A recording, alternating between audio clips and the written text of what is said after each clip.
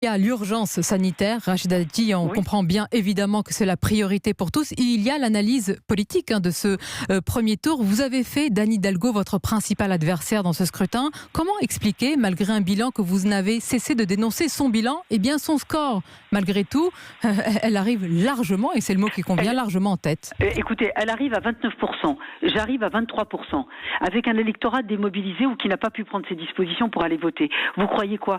Et quand vous voyez, vous savez, quand vous êtes maire sortant à 29%, c'est pas énorme. Regardez, vous le dites dans vos commentaires, tous les maires sortants bénéficient d'une forte avance.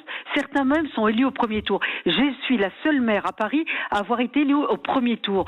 C'est la première fois que dans le 7e arrondissement, depuis 1983, que le maire du 7e arrondissement est élu au premier tour. Quand vous êtes maire sortant, quand on veut vous renouveler la confiance, et je le redis, et malgré ça, moi j'ai eu des bureaux de vote hier un peu déserts, y compris dans le 7e arrondissement. Malgré cela, j'ai été élu au premier tour. Moi, je voulais remercier les habitants du 7e arrondissement qui se sont déplacés malgré les inquiétudes pour effectivement renouveler leur confiance. Madame Hidalgo est à moins de 30%, elle est à 29%. Alors arrêtez de dire que c'est formidable. Regardez, personne ne le dit, Madame Dati. On vous demande si votre score n'est pas une déception ce matin. Il y avait une véritable dynamique autour de vous.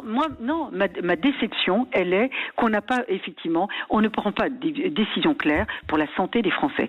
Ça, c'est ma première déception. La deuxième déception, c'est de pouvoir biaiser un devoir civique, un devoir démocratique. Moi, je vais vous dire, depuis samedi soir, nous sommes débordés, soit de colère, soit d'exaspération, soit d'inquiétude, soit effectivement de déception de gens qui n'ont pas pu aller voter. Et je le dis très largement, parce que ça vaut pour tous, parce que Madame Hidalgo est peut-être à 29%, mais les écologistes, en France, au niveau parisien, sont peut-être à leur niveau le plus faible.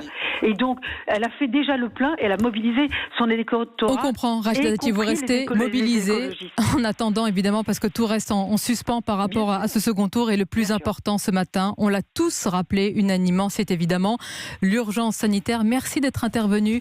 On le précise désormais, Rachida Dati, pour vous et pour tous nos invités, y compris évidemment en politique, ce sera à distance pour la sécurité, la vôtre et la nôtre.